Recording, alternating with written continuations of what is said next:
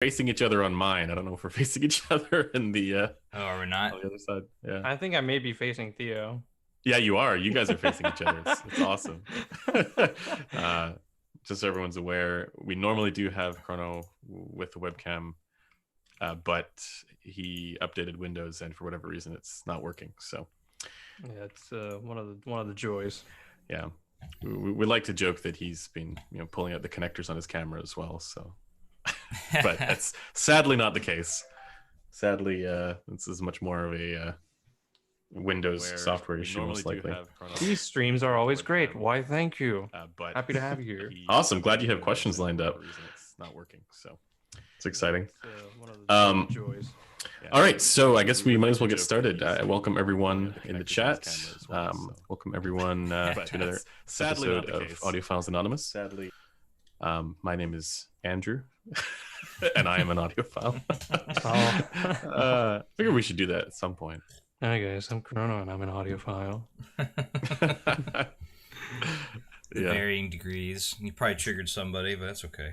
Yeah, I mean, it's kind of funny because like the term audiophile like brings with it a lot of negative connotation because of you just sort of assume certain things, but like I mean, in some of it is probably not too far from the truth. Like caring about the way that music sounds to a degree that nobody else does, rather than just listening to the music. I don't know. I don't like the term audiophile. It sounds. I can't. I just. Yeah, this is why. Right? A little edgy, a little weird. There's brings with things it that go along with it. Yeah, the pretentiousness that it's like, oh, my audio system is better than yours, even if it is. What defines better? Even just like being into audio, like there's something about that phrase that's repellent. I almost feel better just saying, yeah, I like headphones, rather than I'm into audio, because like I am into audio. That's the thing. I think we all are into making stuff sound good. You could say I like high-end headphones. Yeah. And call it a day. Yeah. Yeah. Well, I mean, it is what it is. I mean, I think that you could say that about any niche or any hobby in general, right? Like, what's a camera file, like, right? Or what's a... there's probably a word for that. Right? No. Marcello, where you at? Yeah, Marcello. I was going to say cinephile, but that's not cinephile, it. Yeah, and then, like, look at those, or even people that collect baseball cards, or even, like, rabid, like, sports fans, or, you know what I mean? Like, so I think that any hobby that anyone has or anything that someone pursues, there's going to be that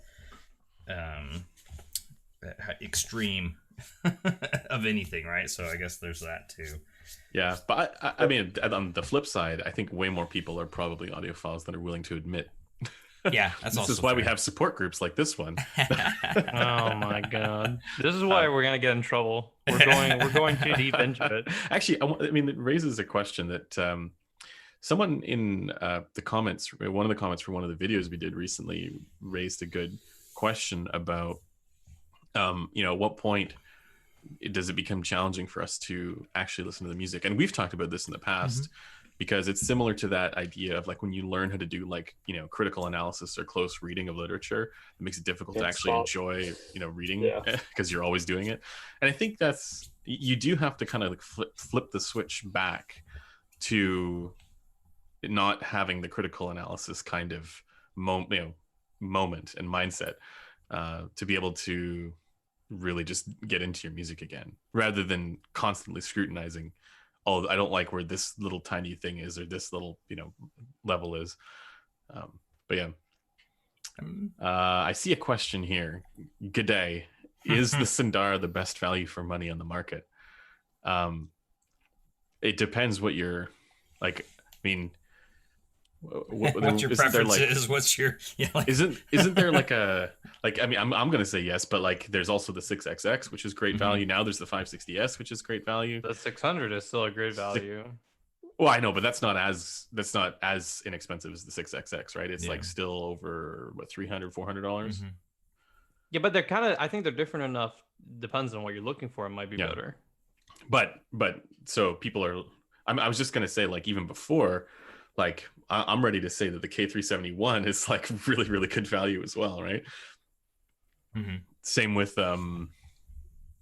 isn't there like some Sony MDR yeah, there's one of the, it's like one of the 3506 originals or something? Yeah, I think that everybody's all about again like randomly. Yeah. Somebody, I think when we went to CanJam, there was like one randomly hiding behind like a bunch of stack stuff. It's like, this is the best headphone of the show. You know, the problem is that value itself is subjective. You'll make you know, you will come up with your own like your what own is value. value. Yeah, that's what I always say to people too. Yeah. What's your budget? What's your willingness to dive in? That's the other thing. I think value is probably more subjective than sound. Yeah. Because like, I don't even know what, like, for people who are like, yeah, I'm going to drop $1,000 on this stuff. Well, Yeah. And that's there's also different then there's inconsistencies, right? Because like for example, I personally would say, oh yeah, the HC600 stuff for the Sundara is a great value, but I'll also say, oh yeah, the LCD2 is a great value, and that's like a different price point. And then I'll say, oh yeah, the HC100S is a fantastic value. It's like, it's true though, and if you like, I'm inclined to agree on all of those counts. Yeah, me too. like HD100S, it can compete with stuff that costs way more. Same with the LCD2. There's the, that's why I called it hidden potential in the. I've been saying this for how long it's been now? 7 months. 7 months since April. I've been saying that the LCD2 rocks. It's remarkable how good that headphone is with EQ. that's the caveat. That's the caveat. Yeah. But actually, on the subject of the Sundara, I should mention that Oratory just recently measured the new revision of the Sundara, and it does measure the same as the one that we posted up on the forum and in the review. So there were, this is for me at least, this is a little bit of like, I don't want to say vindication because there wasn't exactly that much pushback, but because there were competing measurements, and some of the measurements that existed out there, even from Oratory on the same system, were of the old Sundara. There was a bit of like, wait, do you just have like a unicorn version or something like that? And now that there's a new measurement of the new one out, that confirms essentially what we've been saying for a while. Andrew's put really that to happy bed. inside. I'm very happy inside. We can put that to bed basically, because now I don't have to deal with that question anymore. I can just point people to Oratory's measurement and he can deal with it. But yeah. Let's see. Should we start taking some questions from the chat? We do have some. I know I had some topics, but I figure we might as well just like jump into the chat. I see some question or some mention of the Empyrean. He's bought a Clear and Radiance and a Radiance. Sold the Empyrean, bought a Clear and a Radiance. Well, Chrono probably pre-ordered the Radiance. I'm assuming. Wait, Chrono's listening to the Radiance right now. Yeah. I love the Clear, but if I'm being honest, spoilers for the upcoming review of this weekend. I'd personally take the Radiance over the Clear. Yeah, I can see that. I wouldn't. I don't think it performs as well. But if I think which one I enjoyed listening to the most and didn't have to worry about EQ, definitely more fun. It was definitely the Radiance. And which one is more useful? It is also the Radiance.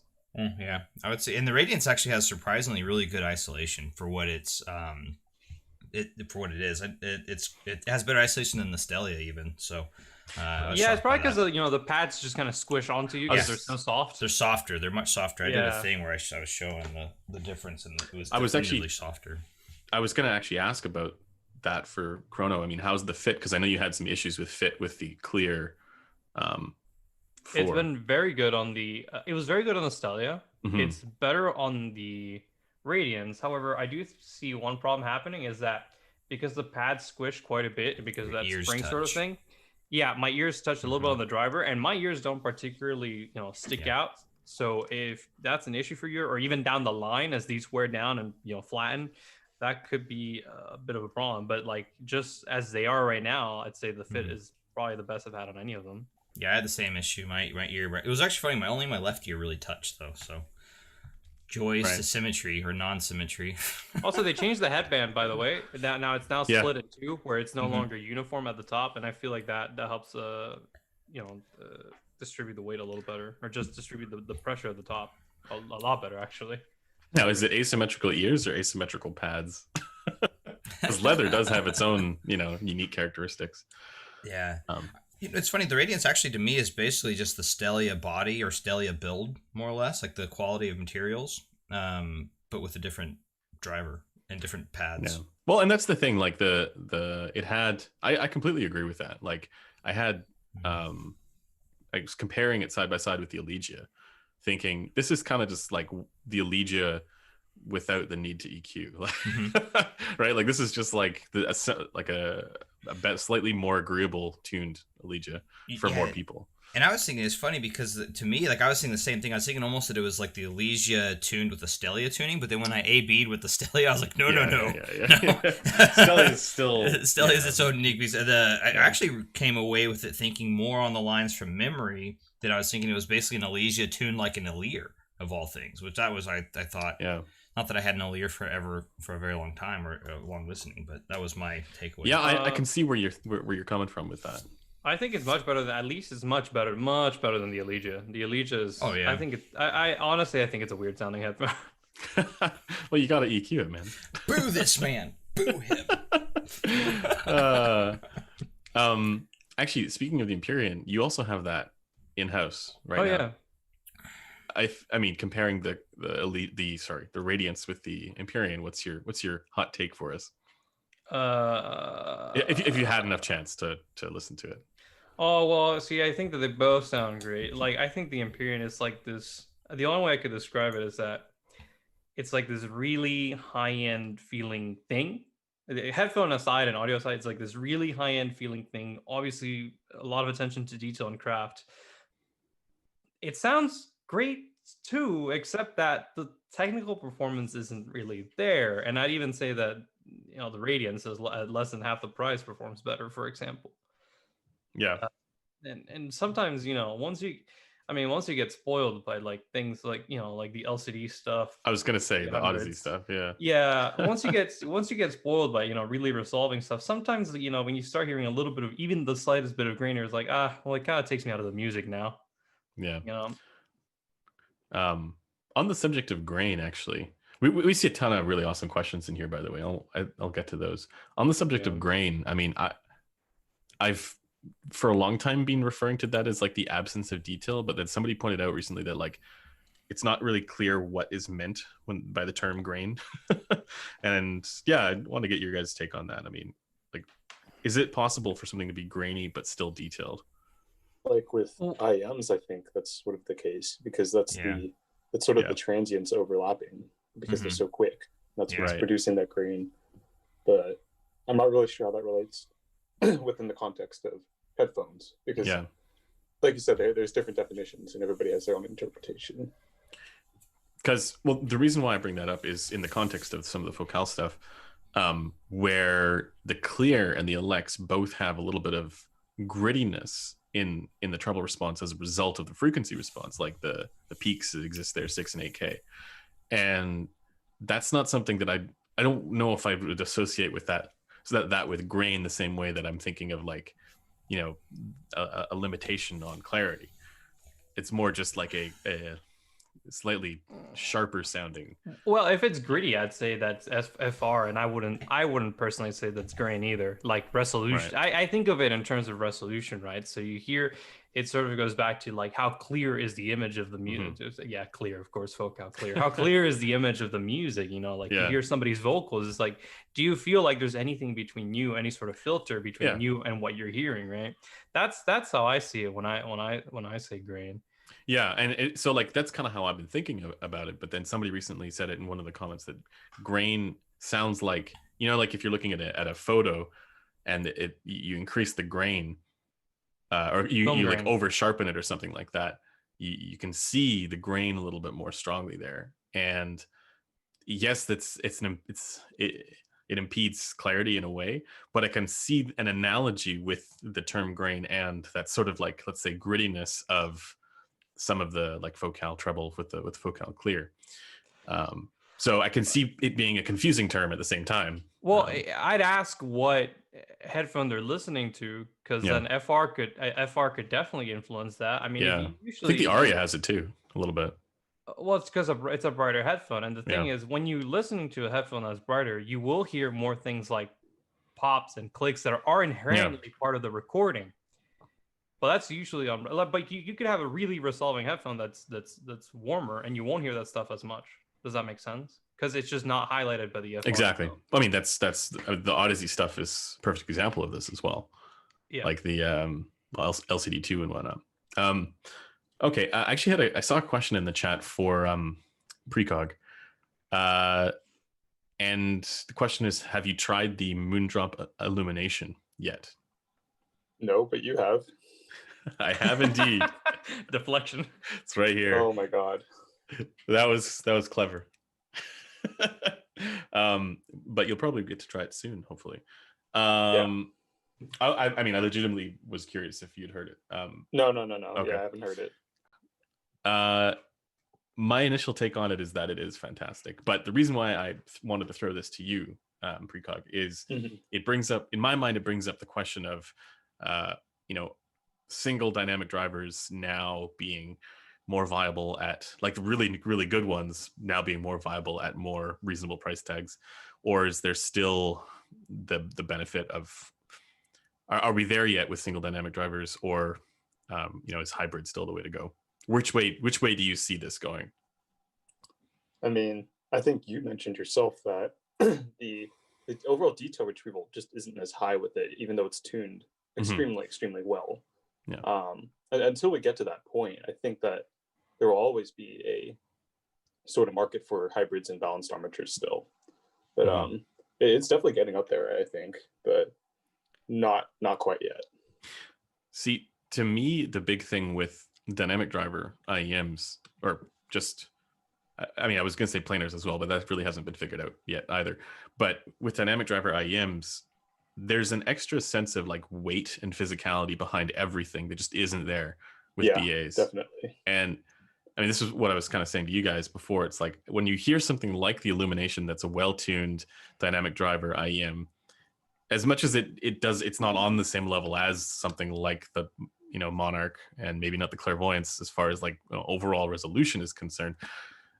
That extra weight and sense of natural like physicality and realism, it goes a long way, like to being able to just enjoy the music that it comes down to how much you weight and how much the people designing this stuff will weight resolution as the sole aspect of what defines a headphones experience, right?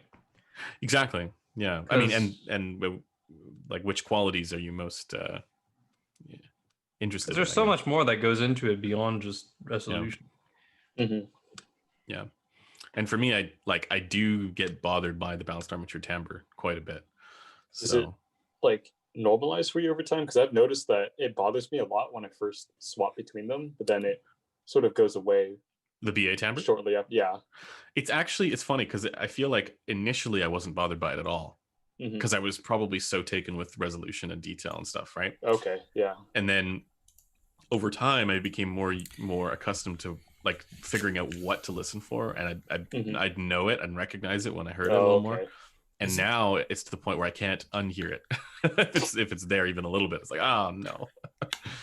So, and then not all of them are that bad, but yeah, there's definitely varying degrees. Yeah, I do think it's third harmonic distortion. That's my hunch. But I mean, that's just the consistent thing that shows up in every single measurement of a BAIM. But I also don't know. It's not conclusive yet. Should we dive into the chat, guys? Some more questions. I see Tyler says tuba is great with focals. Yeah, the tuba is pretty fantastic with the focals. It's the Hagerman tuba. It's out of Hawaii. What kind of, is it like an OTL amp or? No, it's a hybrid. It kind of has the same, if you know the ECP T4, which is my primary tube amp, it's hybrid tube amp. It has a similar topology to that, I guess, if you want to call it topology or whatever you want to call it. It's really smooth. It's really nice. It's probably one of the more quiet ones.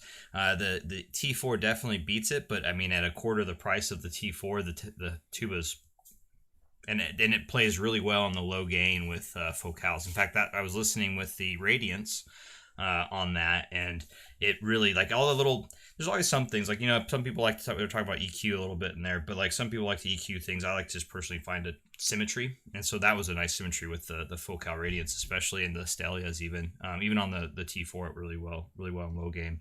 But yeah, it just smoothed it out a little bit, made it a little bit warmer. It was really nice. Well, it was interesting you said low gain. What's the output impedance of that? I'd have to, not off the top of my head. I can pull it up real quick.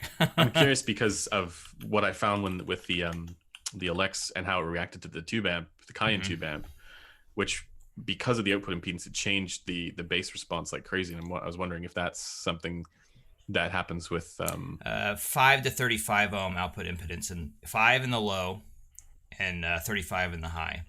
Okay, so the high would probably affect because those have an impedance bump around 50 hertz.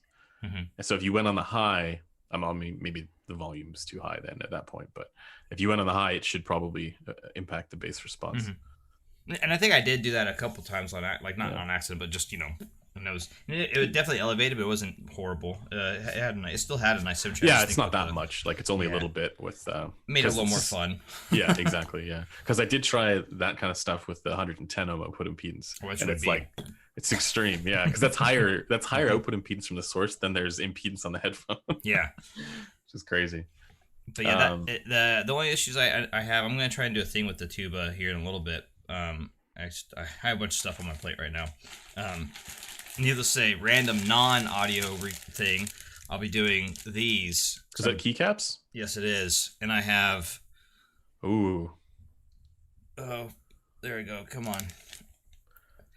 I'm going to be taking these apart and putting lube and film for the first time ever on a keyboard, and then I'm going to be building a keyboard, hopefully. Wow, that's hardcore. I just went with hop swap switches. I mean, that's what I've always had is hot swap, but yeah. What did you end up? So wait, are those the Panda ones? No, these are the linear. SRAF, help me out if you're in the chat.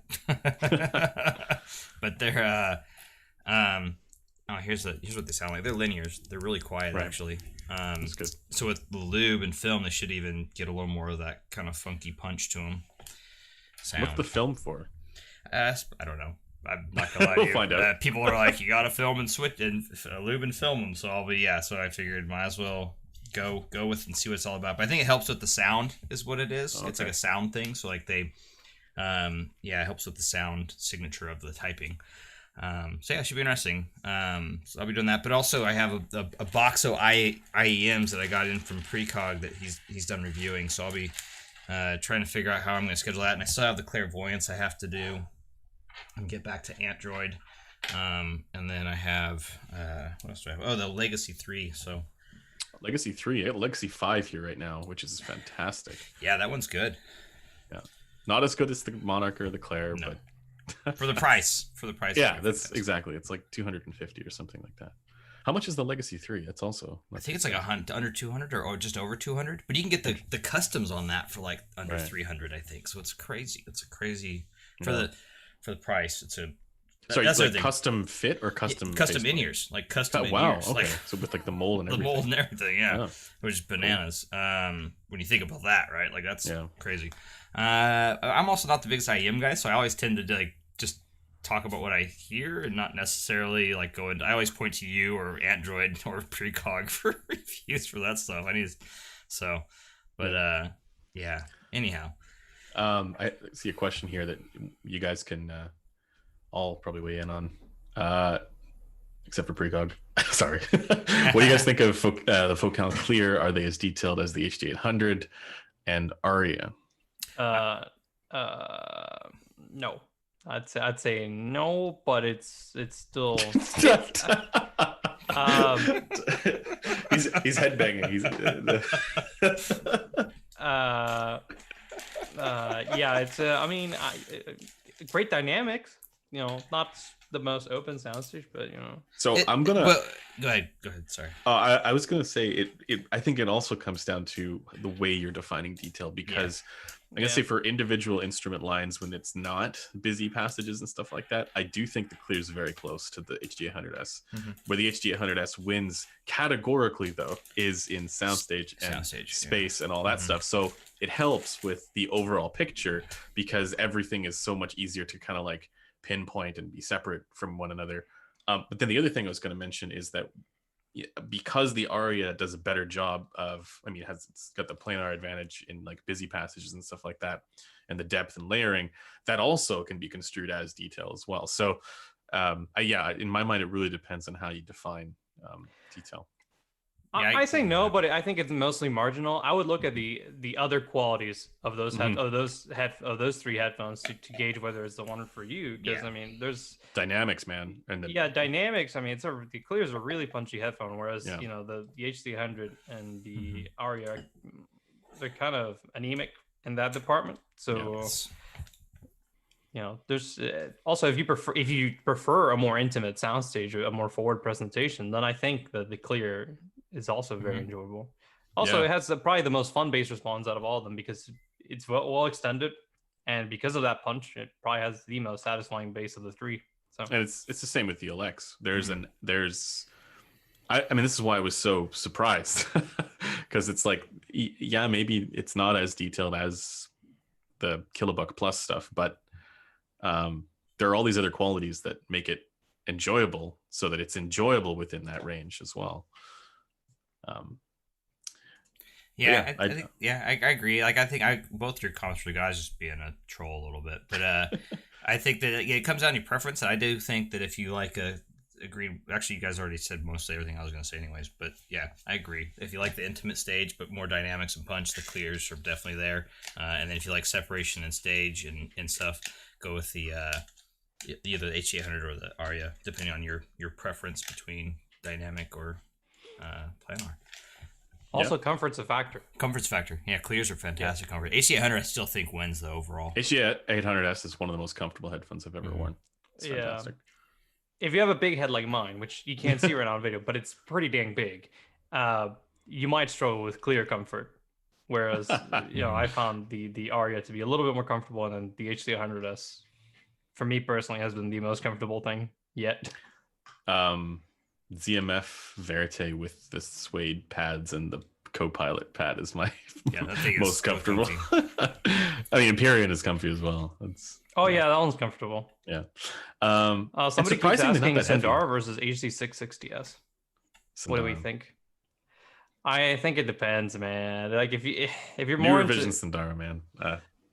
But the HD's let's not say HD660S. Let's say HD600 stuff. That's a different question. Series. Yeah, that is. Yeah, HD600 series, because I think that they don't have the bass. They're a little bit more forward than the new Sundara, but at least the 600 is a little bit better extended, or just as well extended in a treble, maybe a little better than the Sundara. I think that they both have similar detail on comparable hardware, and then on higher end hardware, of course, the 600 stuff will definitely come ahead. I'll be the first person to say that the 600 series, like the 300 ohm ones, scale, they'll have better detail than the Sundara. But I think for price, like if you're not considering a Phonitor X, or I don't know what else to say, like, or tube amp or something like that, if you're just considering like, E30, L30, or something, even a Zendak or something like that, I do think the Sundara is a straightforward upgrade, like if you have an amp. But at the same time, the other consideration is that the soundstage on the Sundara is way better than those ones, even though it's not the most spacious. But I'd say it's marginal. The sound it is better, but not super wide. Also, it's a little weird because like the center image, it's not super strong. So like on the 600 on the Sundara. On the Sundara. Well, the 600 series has the problem that it has gaps at front left and front right. So a 3 blob effect. Man, it's funny. It gets to me, but people who are saying when you put it on tubes, they're right. That when you do throw like this, I have the 650 here. That one on the tube amp there, it does improve the soundstage. Like that that 3 blob effect is lessened a bit. So there's so much between those two series of headphones, Sundara and 600. I would have a hard time picking. Also, the whole dynamic versus planar. Right, that's the other question. Yeah, with like separation and image distinctness versus natural dynamic driver decay, all that stuff. I mean, that's the thing too, is the timbre on those 600 series headphones are really good. So I don't know, Tyler, did you want to weigh in on that? I think you're muted. Yeah, I mean, I don't know. I don't know, not particularly. If you had to choose one and someone's like, have a 660S, or okay, let's say a 600 series headphone, you could pick like the 600 if you wanted to, or the Sundara, and you already had an amplifier.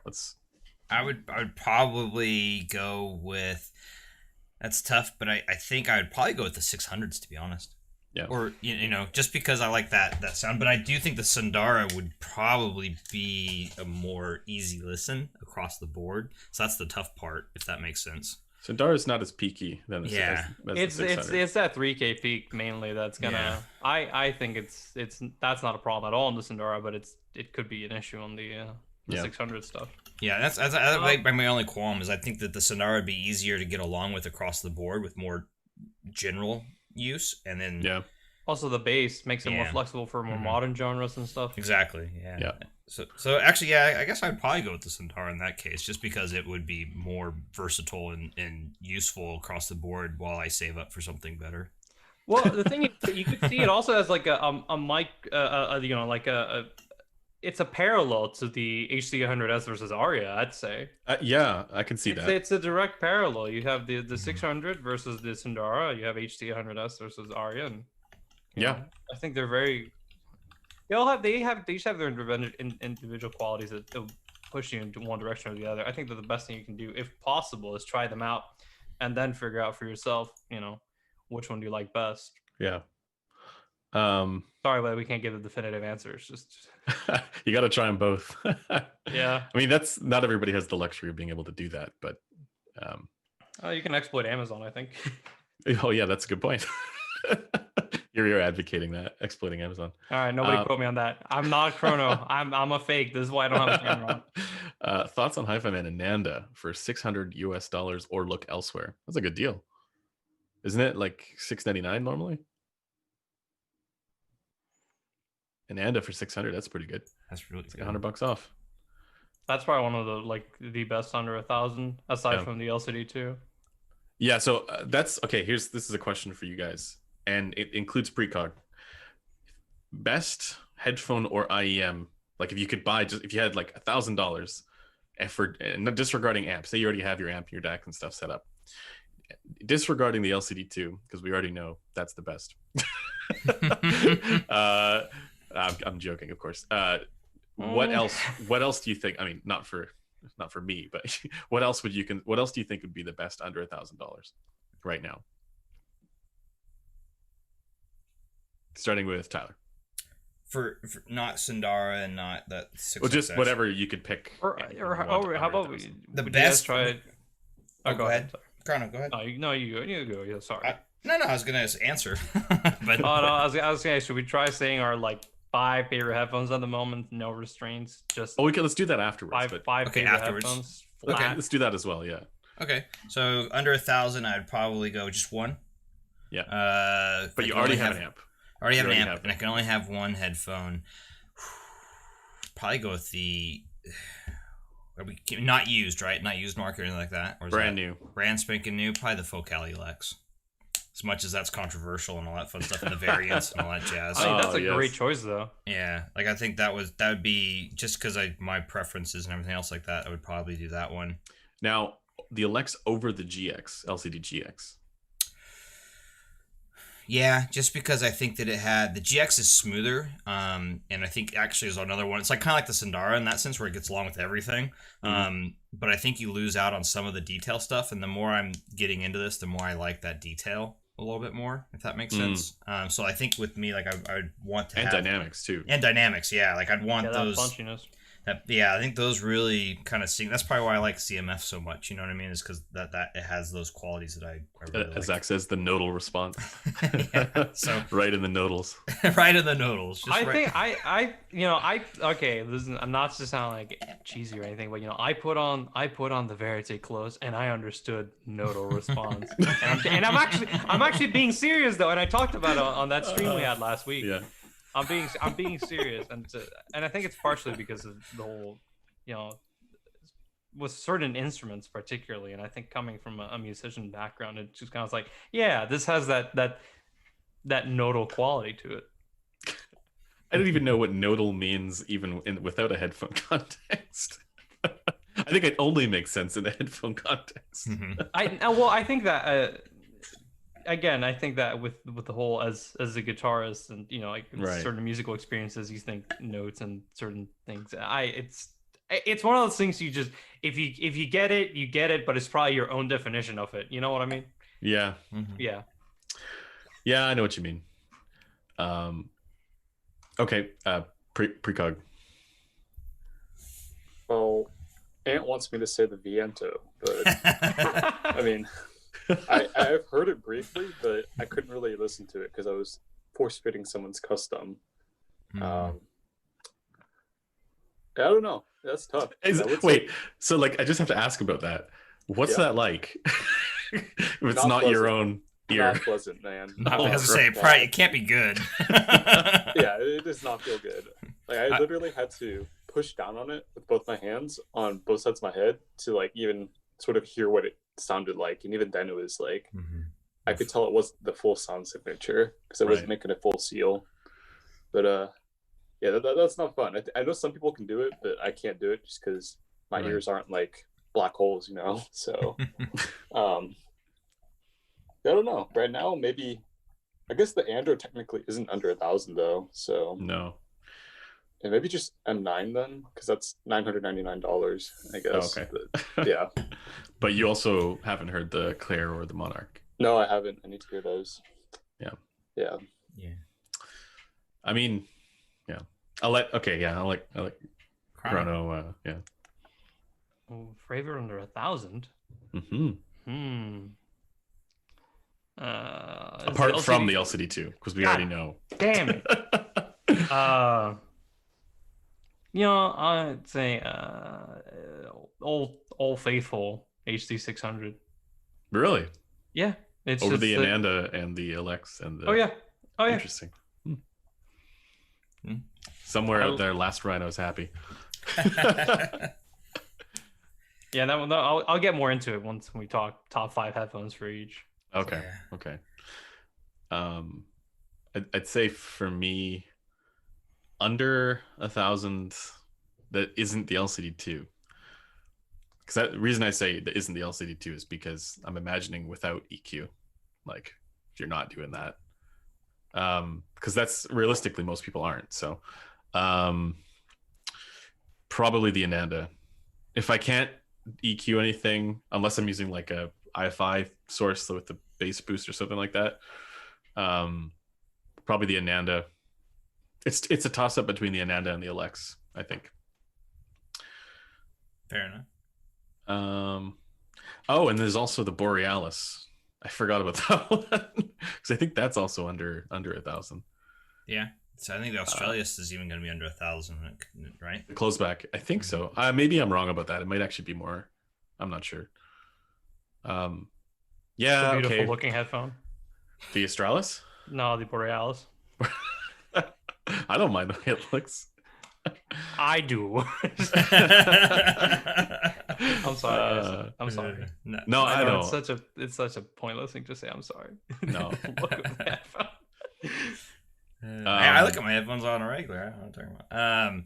Real quick, there's something for you resolved, and I have it here as well. But people were asking about the KN-HA1A Mark II as for focals, and someone also asked about the tuba with that too, comparison-wise.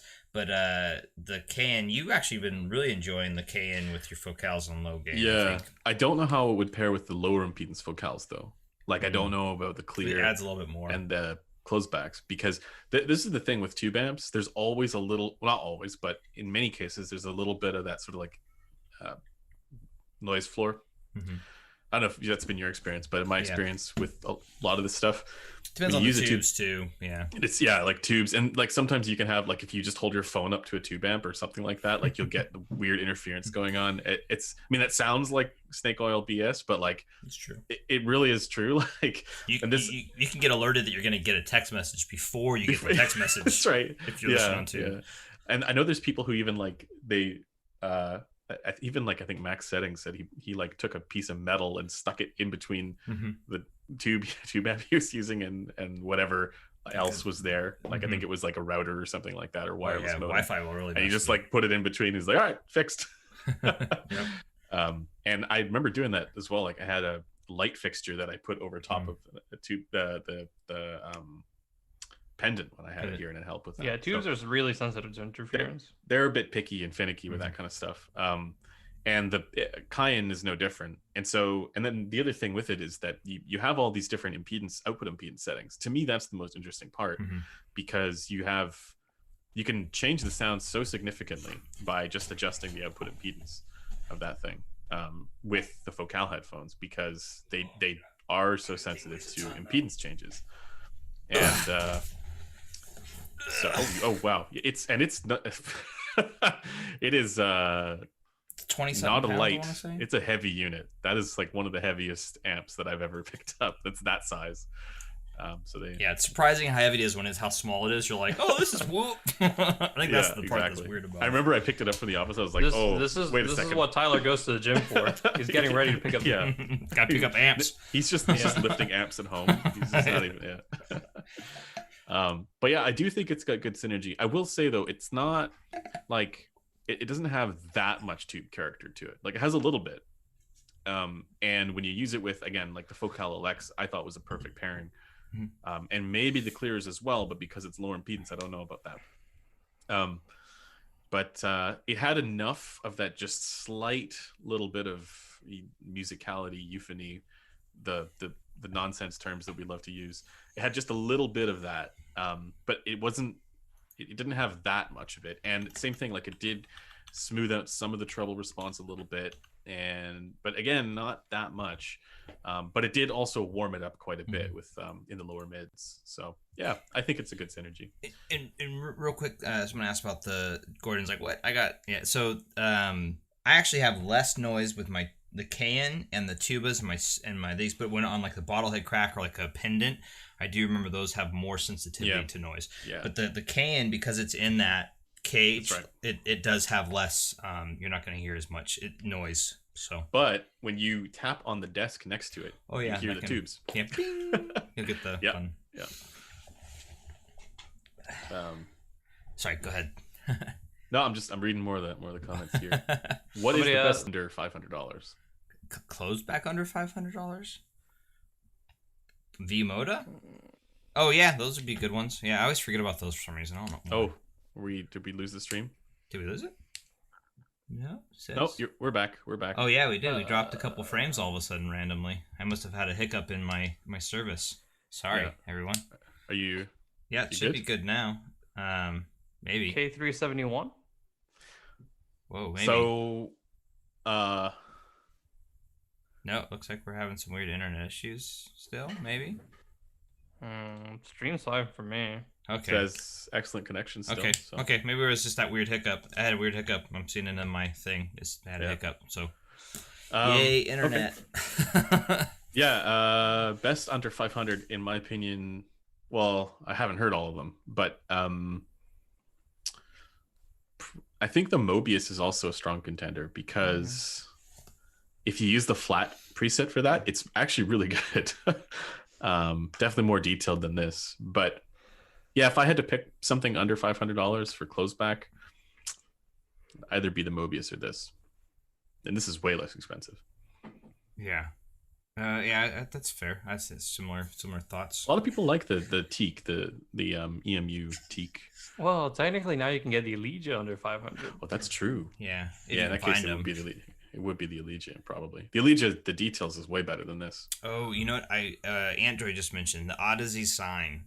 with the I gotta the hear these that with the The not skull not the candy with the pads. skull candy pilot try pads. that, yeah. Oh my god, that thing is fantastic. I gotta try that, and I love the way that looks too. By the way, Oh, dude, it looks fantastic. It's because everybody wants the LCD1 closeback. Mm-hmm. Everybody in this community wants the LCD1 closeback, but they haven't. It's already been here. It's the sign. It's the sign, yeah. with the crazy pilot ear pads from Skull Candy. The I aviator would pads? do that.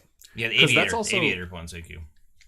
That's also portable too. Very portable. Because like, I mean, that's the thing is like with I'm just thinking of like all the closebacks.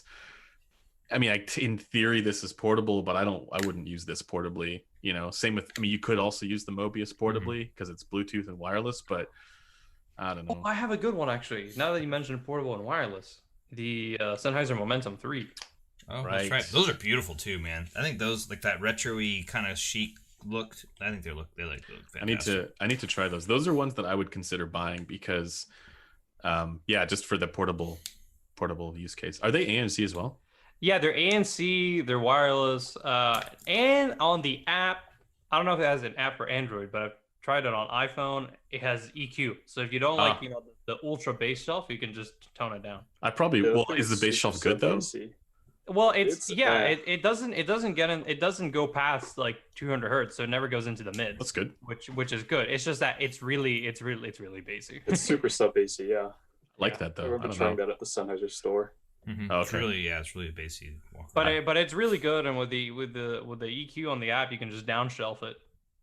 Well, it's not a specific, but it sounds like it just downshelves it straight down. So yeah, I like more bass on the go. I don't know. Yeah, that's true, huh? Because those are the frequencies that you hear better, especially when it's louder, I guess. So yeah, it's a fair point. Better to walk around with bassy boys than it is to. I'm a portable bass head. But I mean now, like with these illuminations, they're not bassy. On the go, treble rebel at home. Treble rebel. No man, I'm a neutral head. Neutral head. Ew. This goes back to the question of do people actually want their stuff to be neutral, or do they want? Somebody asked like, how do we define neutral earlier? Yeah. It hasn't been defined. No, but see, that's the thing. And I have a hunch about this, and this is where I think Sean Olive is wrong. And I also think, well, okay, I can get into it, but I think you can ask. There's a difference between asking people what they want, what they prefer, and what they think is neutral. Mm-hmm. But we don't have a consent. We don't know yet what the answer to that is. But I'd be curious what the result would be if they did a study like that. That would be cool. Yeah, because like everybody you talk to about this, and you ask it, like they all have a sense or a notion of what they think neutral is, right? Even if they don't, if they are like, no, I don't want neutral. I want it to be V-shaped, or I want it to be whatever. They know that that's not technically correct. Yeah. Right. So they have there is a difference, I think, in the minds of the masses. Well, maybe not the masses, but like in the minds of people who are interested in sound quality. I definitely think there's that too. That'd be really interesting because they think that they know what it is, and then to have it, right. Even if they're wrong, right? Yeah. Getting an understanding of what people's expectation for neutral is. Expectations versus reality, or versus what? Yeah. Versus preference. Yeah, I think that would be interesting. well, somebody did ask, I think, earlier in chat, like, what do we consider to be, like, what do we see as neutral? You guys haven't. That's a good question. Let's go with that. Chrono, why don't you start us off? What I asked you if you guys had an answer for that, and then you turn it on to me immediately. Okay, well, I'll say. Okay, so just describe the curve. Going back to the preference thing first. Describe the curve. Actually, let me go pull out a piece of paper and I'll draw it out and I'll upload it so you can share. No, just kidding. Actually, no, I don't have a graph, by the way, guys. I don't have a measurement rig. So what I do is I listen to a headphone and I draw it out by hand, and I think I estimate. Not just kidding. That's not how it goes. Of course, I'm obviously kidding. Please do not take that seriously. I need logarithmic intervals for overall SPL. How do I describe it? Well, I consider the 600 and HC100 to be neutral, and for me, it kind of is like I'll throw on very simple instrumental music, and I'll be like, based on my, what I think instruments should sound like. It's like or as well as some of my musical experiences and passive music, I'll be like, if an instrument sounds as I would expect it to, that's neutral to me. Which is that's not a very scientific way of putting it, but sometimes like I'll just throw on some classical guitar songs, and I'll hear it, and then I'll walk over to the other side of the room and play the same thing on a classical guitar and do like, did it sound similar tonally, all the harmonics and stuff? I was like, yeah, so okay, that's neutral. it's a strange way of doing it. Doesn't that also depend on the room and the acoustics of the room if for the live instrument? Yeah. A little bit. Yes, except that when you're playing, you're right next to it, so you're the closest to the sound hole. So it's similar to being right next but to that also is different from being in front of the sound hole. Tell me more about this sound hole. Yeah, you're assuming that you're hearing a lot of the room tone instead of being a recording that's directly at the sound hole.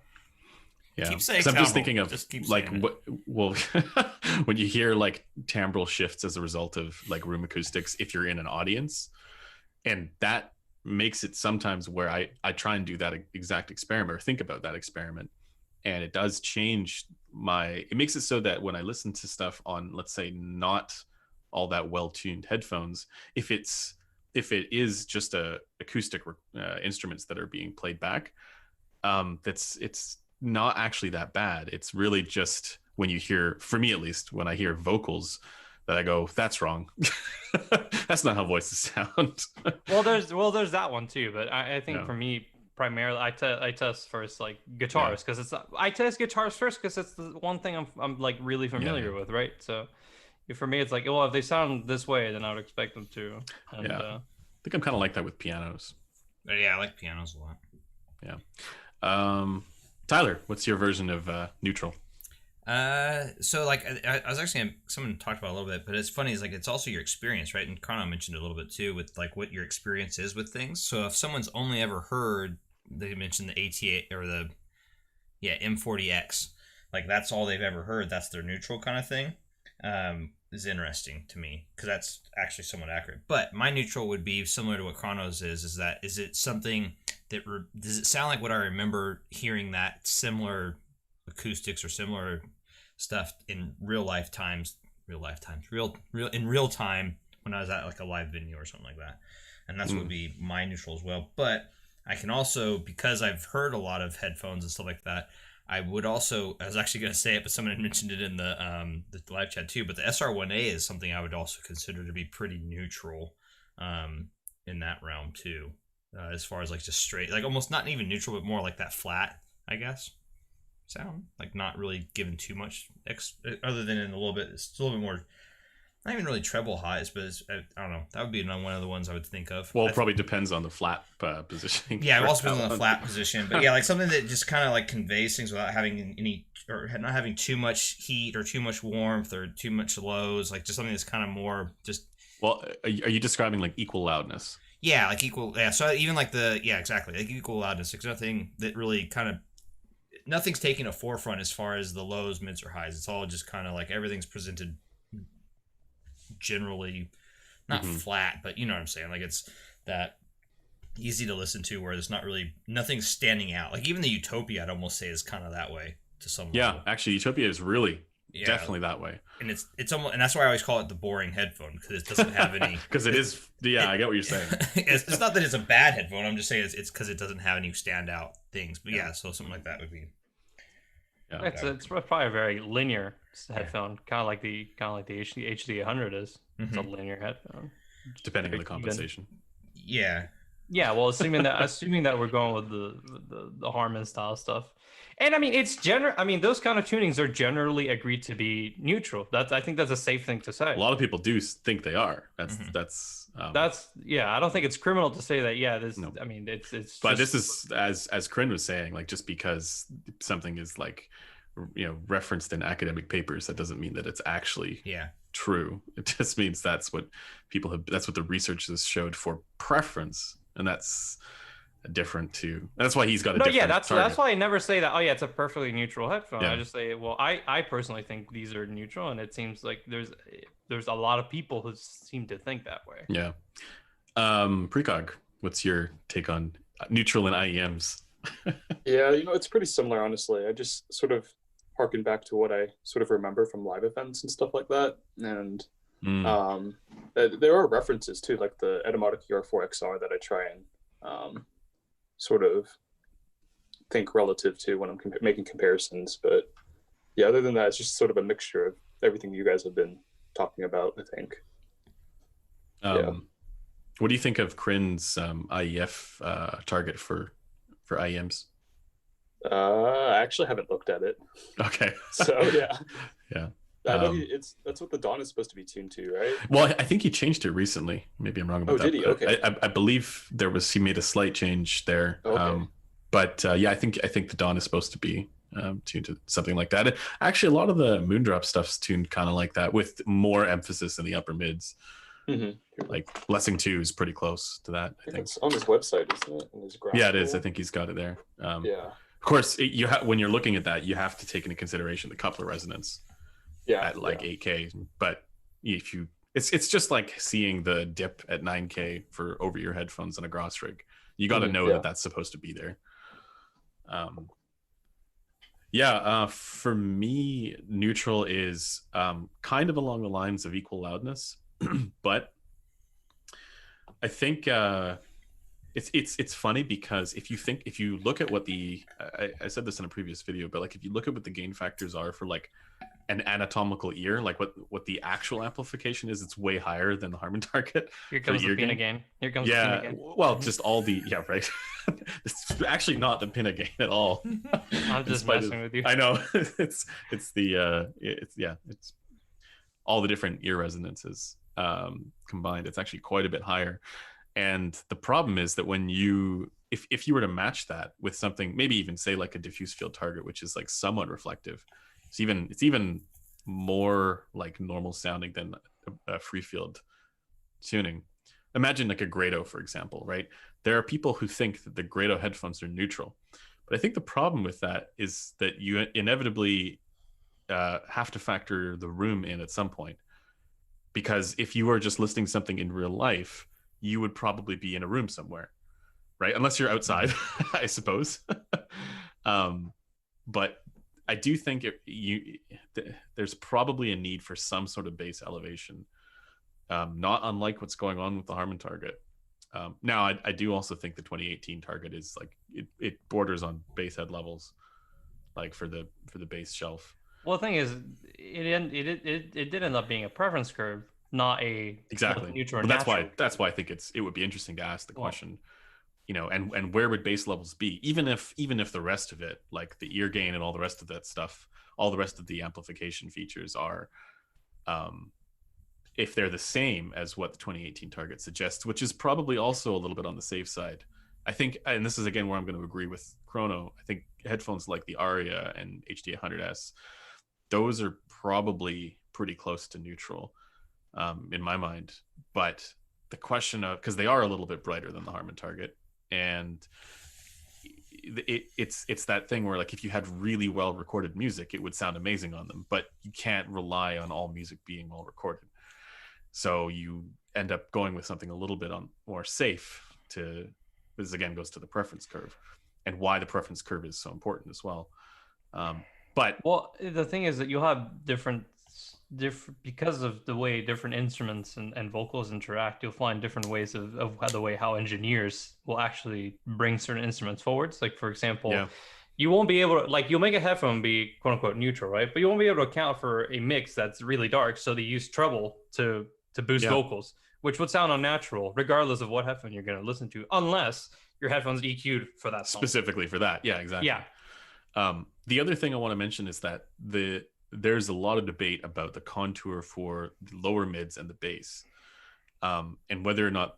So when I say contour, I mean the dip that's between like 200 and 300. Well, 200 hertz all the way up to 900 hertz. Essentially, there's sort of like a slope there in the Harmon target. And the question is that appropriate? Is that normal?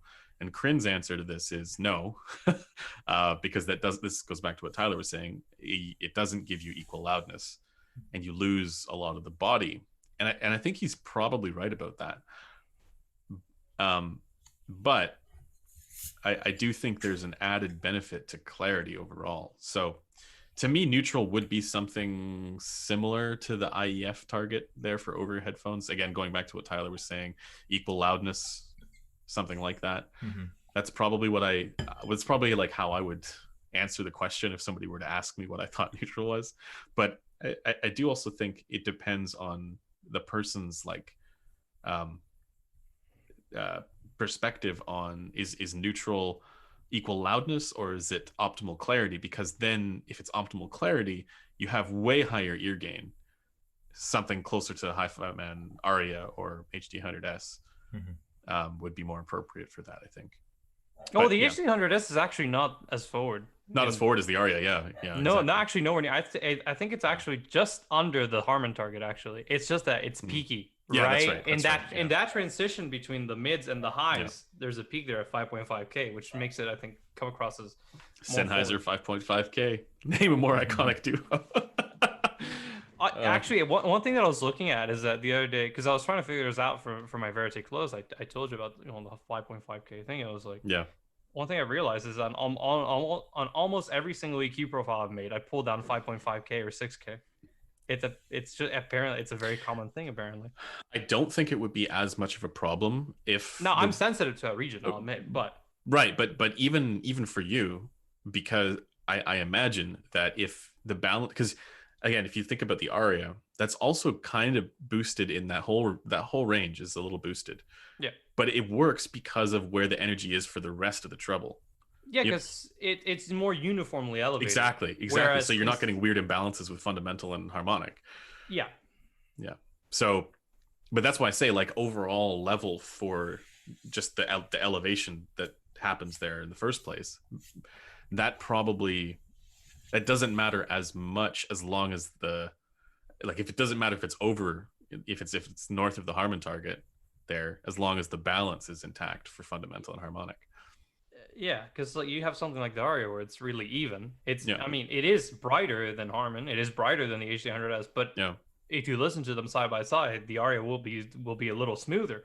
And that's what I mentioned in the video, because it has a slightly more even distribution, whereas the HD100S does have a slight peakiness to it. Yeah. Right. Yeah. So we've talked that subject to death. Speaking of 5.5K chrono, have you tried any of the other pads on the Verite Closed? Oh yes, but I'm not going to spoil anything. And actually, I did, but I suppose I could say that. Yeah, I tried one pad that is I think which is completely. I mean, they're all so different, and they all have their own qualities that I really like. It's just that for some of them, there you have the sheet, the pad sheet. It's actually the pad that I use that I actually found to be the smoothest on the VC is not on the pad sheet. Oh, is it a special one? No, it's just not one of the recommended ones for the VC. Okay. Oh, interesting. I already told Tyler which one it is, but I'm not gonna say it. I know which one it is too. Oh yeah, because but I won't spoil it for you. But like, how many have you tried? Like 3 pads, 4 pads? Like I've tried 6 pads. 6 pads. Wow. Okay. Yeah, I've tried the Otor lambskin, which I'm wearing right now, the Otor hybrids, the Universe hybrids, the BE2, the mystery pad, and the Verite pad. Well, isn't there like a process of elimination where you can figure out which one that is? Others, they have too many. They have too many. Plus, I haven't specified they would have to also find out the skin material as well, because it does change the sound. Yeah. Yeah. So someone asked a question about sweet and what does that mean for a headphone, and I actually would say it's interchangeable for me. Sweet would be also interchangeable with smooth. When I say smooth, that's what a lot of people would say sweet is from my perspective. We're gonna have a similar conversation to when we talked about soul. What is that? Yeah. Soul. No, but what do you guys is sweet? I have one, but you guys go first. Well, I just wanted to mention that often it's used in contrast with dry and analytic, right? That's kind of on the one hand, and then people talk about like wet and sweet. I remember Aornic used to talk about this all the time. He's now Acorn Audio, and he used to use these terms all the time. And I remember being like, "What does that even mean?" So juicy. It's so juicy. You have no idea. Yeah. It's wet. But it slaps. It's so good. I think I have a sense. Do you know how? Okay, Chrono, you and I were talking about this like a long time ago, where we're talking about how like people sometimes talk about planars as having an unnatural timbre. We actually think that many of the Odysseys and also the Rad Zero have better timbre than many other dynamic driver headphones. Timbre? And I think it might be somewhat related. Like, to me, it's I would almost say those ones are on the sweet side for timbre. What does that track at all with you, or? I'd say I used to own an LCD2, and I'd say that's one of the most after EQ for me is one of the most natural sounding headphones that I've listened to. It didn't have that distinct planar hi-fi man edge to it when in the transients or something. I don't know how to explain. I think, and this is just pure speculation, but it could be related to a slightly more present decay. Yep. And whereas the hi-fi man stuff is like dead. Yeah, that's the thing. It was really that's another reason why I think I mentioned this. But it's another reason why I went with the HD100S because I listen to a lot of rock music, which is not always recorded well, and to just have that immediate stop and end to certain thing, or end and start to certain things, was could sound a little off for me personally. I like when people describe that with like DACs and amps too, like that's gooey dripping with wet honey sweetness of my the bottlehead crack. The HD650 is gooey and warm. Yeah. But that, going back to that term of sweet, I do think it would have, if it's not some reference to like decay, which to me was most it was most noticeable in like the ZMF stuff, like the Auteur. Actually, it was particularly really good. It had a little bit of that extra sense of decay, which was fantastic, and it had that musicality to it. I missed that headphone. It's wonderful. But if it's not that, it might also be association with lower mid-range energy. I was actually going to say upper mid-range energy. Or yes, sorry, just balance with lower mid-range. Because for me, when you see like this, like you usually do on the ZMF stuff, that slight just smoothed out, a little cooler, 3.5 to like 5K. It makes for things have like a sort of mellowish, sweet sound. I would say that vocals come through with a little more mellowness. Part of like when drums hit, that's part of their fundamentals are actually in that region. So they'll come. But that's like withdrawn. So it's an emphasis for the primary mids and lower mids over the upper mids, right? Well, you can see it that way as well. Yeah. But then the would also emphasize the treble technically. Yes, exactly. Because it'd be a dip following a regular quote unquote regular shelf. Yeah. So that and this kind of goes back to it being the opposite of that analytic kind of sound, like you might get with Hi-Fi Man Aria again. Yeah, or HD100. Sundara, I'd say, is more. Sundara, yeah, exactly. Yeah. And like even if you look at all those Hi-Fi Man ones, they all have a unique characteristic in common, which is the dip at around 2K or like 1.5, somewhere around there. So that and when you fill that in, it does bring a lot of it back, I think. So something in the mid range at least is kind of where I'm landing. I think it has to do with the upper mid range. Those more some of those first, like those harmonics there. I could see that. With that. Yeah. I could see that. Sweet sounds like a strange way to say warm/dark. I think warm and dark are different things too. Yeah. Yeah. That's why I was saying sweet to me is like equal to me saying, I usually say smooth instead of sweet, but that's right. They also talk about, there's a bunch of terms people keep asking about, like the sexualization of their DACs. Sorry, with this the is wets yes. and all that other fun stuff dripping. They love that. Yeah. Of their DACs. DACs and amps, yeah. Like, well, even so, I had it in my R2R. Are we measuring DAC sizes now? Yeah. My R2R is bigger than your R2R. But it doesn't matter. Yeah, tube size doesn't matter. But I think that's something to think. I think it's because people relate things also to their experiences, and so I think people love food and they love to describe food, and I think that's how that's kind of coming over. Yep. So as I was saying before, I'm gonna start describing things in terms of, yes, this is really salty, or this, this is like a little more mayo or cheese. Mickey D's Happy Meal. I've described the Empyrean as soupy. As soupy. Yeah. Oh, very cool. Yeah. It's like split pea soup, or we go in with like minestrone. So like okay. So more of like a cheese broccoli cheddar soup. Yeah, so, exactly. How do you like your headphone sauce? Wouldn't know yet. I wouldn't. Yeah, you see, we're getting them there. See, like get them there. That's the thing with we have to use metaphors, right, and analogies. Yeah. Otherwise, this is like you just. I was having this conversation before on Twitter, but like, as much as data is fun and interesting, like, I don't know how to convey what that means without using metaphors. Yeah, without some sort of an analogy, which gets annoying for people who don't like audiophile terms. But if you can, I don't know, explain kind of like that experience, it helps. There's also a point at which it goes too far. Oh, totally. Yeah. And like, you know what I mean? Yeah. That's the point at which I kind of like. When you start describing Dax as wooden, I saw that long ago. I was like, that's a great there was one that I description. heard and I thought it was fantastic. The sub bass was like a ninja. That review. Oh my god, that one cracked me up. So where did you find this? Crim? He made a video about it. Like, oh, was it the fine wine wafting thing? I don't know, but it was like the opener of it started out with, "I've always admired ninjas." Oh yeah. That's his review of a review. Wonderful. It's my favorite audio video of all time. I wish he would do more stuff like that. Yeah, I know. I wish he couldn't make more videos. They're really funny. We should have him on the stream again soon. Yeah. Would Empyrean would be some sort of very smooth old people soup?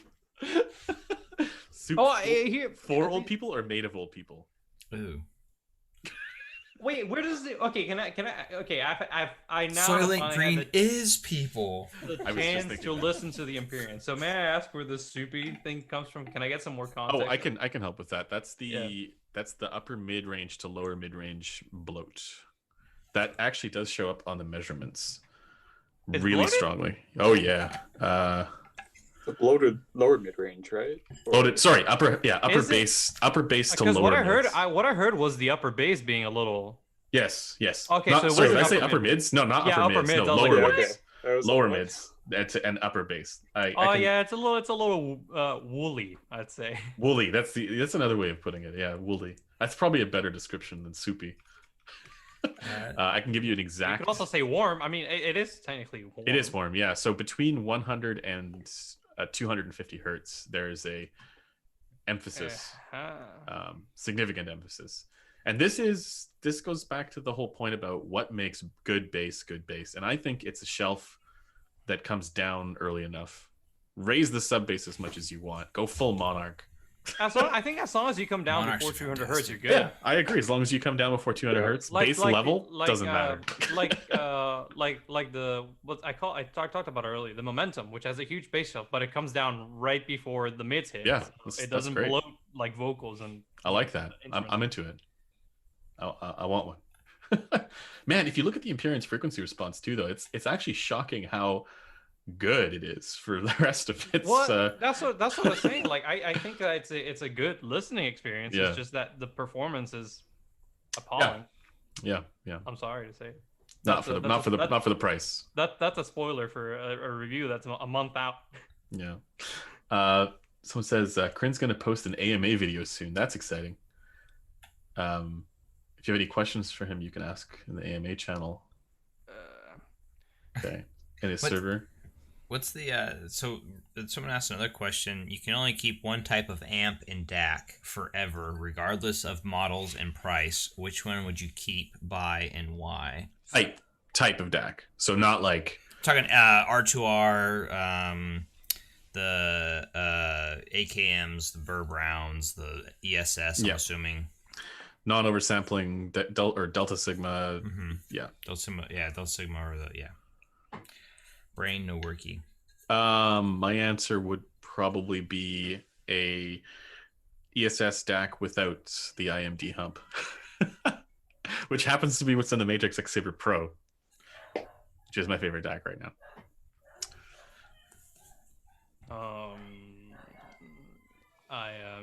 I like AKM. Yeah, AKM's the most normal, I think. Sorry, something's going crazy. I think I have people in my house that I wasn't expecting. Oh, sorry, random. So somebody asked earlier about our top headphones of 2020. Do you guys want to do the top 5 personal picks, regardless of price range? Sure. Who wants to start? 2020 though has to be this year. No, there's not enough. There's not like I can't think of any headphone that I tried this year that's around 2020 and that I love. Okay, so top 5 picks now, just of all headphones. Like, is there a price limit, top or 5. Is it just no top 5 that you're like, if you were to put out your own money, this is what you would buy? Precog top 5 headphones that you would buy. That you would buy and be happy with. Headphones. There you go. Okay, headphones or IMs? Yes. Are you guys just throwing me under the bus here? Yes. Well, we're all going. You're just the first one under. You get the first wheel. Also, because you have only IEMs. Okay, wait. So I'm talking about IMs, right? You can do whatever you want. I was just whatever. Okay. Okay, because I literally know no headphones. Okay. Well, okay. First is U12T, of course. Then there's Neo. Then there's, I would say Z1R, but I can't fit it, so that doesn't count. What else? Android 2020. I like Android 2020 a lot. That's 3. Wow, I really don't like a lot of stuff. I hate to say it, but I really don't like a lot of stuff. At least not enough that I would consider them in my top 5. Odin is good. I throw that in there. Broken finger. And it's too bad you haven't heard the Monarch yet, because that probably. Yeah, no, I really want to hear the Monarch. Does it have to be stuff you've heard? No, I guess. Yeah, because because then you just cheat. You love them and you buy them, and you would buy them. Yeah. I don't know. We'll just leave it at that, I guess. I don't like a lot of stuff. No, what about ER, the Automatic? Oh, yeah. ER2XR is good. I didn't like ER4XR, but ER2XR is very good. Okay. Yeah. Did you try ER4XR? Chat is yelling Viento. Yeah, I tried the 4XR. Viento. Oh, and says Viento. Viento. What about the QDC Anole VX and stuff like that? I did not like the Anole VX. The way it's got the BA timbre thing going on, and then its transients are just very, very sharp. I don't know how else to explain it, but it's just sort of unpleasant. And I think the treble has something of a it's got like, I don't know if it has a peak specifically, but there's something about it that throws me off. But yeah, right. And it's sort of the same principle with the ER4XR, which is tuned almost exactly like the ER2XR without the bass shelf, but it's the sort of intangibles, like its BA timbre, the staging. It just isn't the same to me as the ER2XR. Yeah. Right. Android is sad about no Viento. Tyler. They're on the same wavelength. Let's see here. Top 5 that I'd buy myself. I would go Verite closed. Not in necessarily any particular order. Probably the Aeolus, ZMF Aeolus, ZMF Auteur. Oh, interesting. HD800 or HD800S, HD800 with SDR mod. And then for the final one, I'd probably go with either the Focal Stellia, or I'd even go with that Radiance, to be honest. Not the SR1A? Yeah, that one's, because I think for those, I almost consider those a speaker system. Right. Okay. So, like, to me, like, I would almost, it's, because I think the HD800 kind of fulfills that niche for my listening preference for the SR1A. But I do think the SR1A definitively beats a lot of those as far as that signature. Really detailed. Yeah. but it's definitely it's a. Why am I blanking on the word I'm trying to? But it's a divisive headphones, near field speaker, polarizing. Yeah, so I mean, it's one of those things where you need to really kind of play with it to really figure out if you like it or not. But but for as far as like just solid, I know that I would like these, and I would want them in my stable, and I probably will eventually have all of them in my stable. Were those so right? And so last Rhino says HC 600. The 800 for me beats the 600. Rhino, sorry. Yep. Chrono. All right. Again, for me, no particular order. Just like Tyler, it's just that these are the headphones that I think. If you ask me, which ones I think which ones I personally think are the best, these are the ones that I would personally buy right now if I could. They are HC 600. I absolutely love it. For me, it's like that's on us. It's that series is what got me into this whole thing, and also its lineage and just how starting with the HC5X 580 or Precision, was it the Precision? Yeah, that kind of really changed the headphone market. So the 600, it's the sound, I guess, for me. I really love it. Mm-hmm. Then the HC 800, I think it's just outstanding. It's an experience to listen. The first time to listen to it, I think, is an experience for anybody, even if you're not super impressed with the whole neutral, agreed to be neutral sort of tonality, right? I think that's an experience. Verite close. It's my favorite. I can't stop listening to it. It's my favorite one at the moment. Yeah, I've had mine for a long time and I still can't stop listening to it. Yeah. LCD2, I think it's just a great value. It sounds great. Yeah. A little. If it wasn't because of the comfort, I'd say it's one of the best headphones out there. Yeah. For me personally, it's just a really great sounding headphone after EQ. I mean, maybe you don't mind the really warm tonality that comes with, but after EQ, I think it really shines. And then last one, I think the Radiance, really solid close. Really? Yeah. In the top 5. I really love the Radiance. It's just over the Stelia. Over the Stelia. I like it more than the Stelia. Yeah, I mean, it's really, look, the performance is it's not as good. Stelia. Yeah, it's not as near to Stelia, but it's just this very enjoyable headphone. I really wish it was part of the regular Focal lineup because I just think it's a great closeback. Yeah, I agree. So those are my top 5. Well, like my top 3 would be for closebacks. It got that the Radiance sub kind of changed that up a lot. So it'd be like the Stelia, and then the Radiance would be my top 3. Closebacks. All right, now on to you, Andrew. Shangri-La Senior. No. Oh my god. Stuff that I would potentially buy. Okay. Remember, this is stuff that you would buy and love. Yeah. Number 1 is Hi-Fi Man Sesfara. This is in order, by the way. Hi-Fi Man Sesfara is number 1. Number 2 is tough, but it's either the Stax SR007 Mark 2.9 or the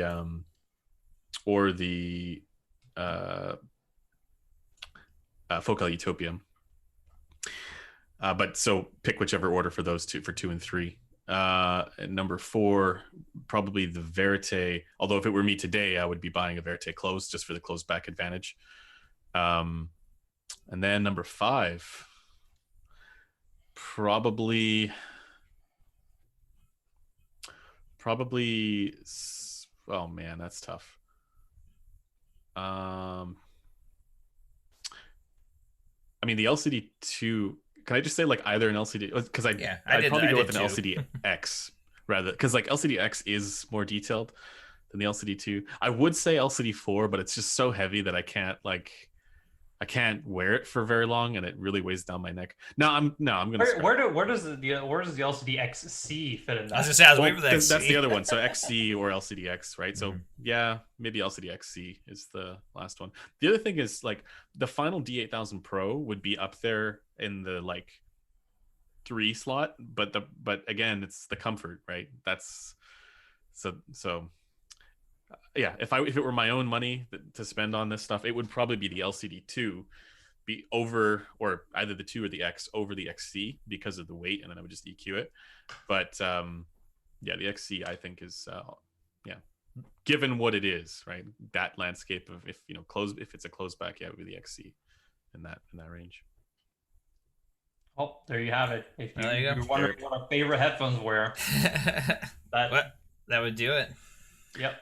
Guys, we have to cut the stream short because I think Tyler has to run. Yeah, to get going. But that's it was nice to chat with everybody, and thanks to everyone for your guys' questions. It always helps us have something to talk about. Yeah, good way to interact with the community and get a lot of chats going and get some good conversations. So we really appreciate everybody showing up, and you guys make it more fun. So exactly. Yeah.